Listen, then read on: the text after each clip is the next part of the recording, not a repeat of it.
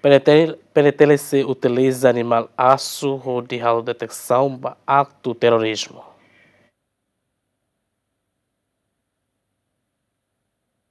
Comando-Geral PNTL estabelece a secção sinotécnica e a unidade especial polícia. Na secção se utiliza aço, onde a detecção para ação droga, terrorismo no Celoctan. Comandante interino unidade especial polícia, superintendente Damião da Silva Correia Teten, membro polícia específico para sinotécnica, for treinamento para aço, onde a detecção para evidência crimicida. A secção ainda agora está instalada liu quando ba kinai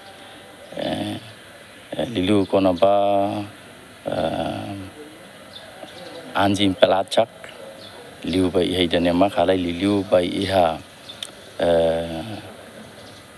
ba drogas ini identificação ba drogas então ni iha tolu ni ba importante liu quando ba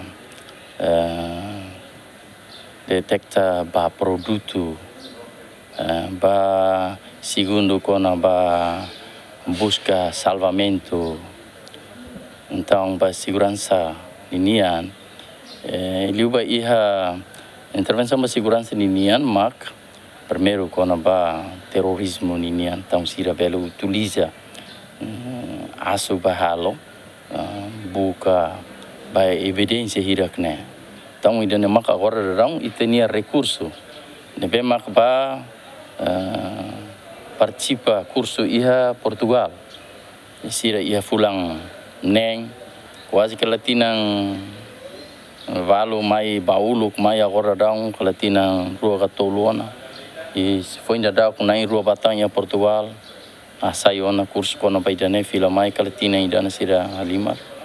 Então, o Dinamarca que me apresenta a Excelência Comandante Geral. Membro polícia de específico da sinotécnica, né? Unidade especial polícia e uma membro na Entolo, acaba treinamento e a Portugal. João Carlos, GMN.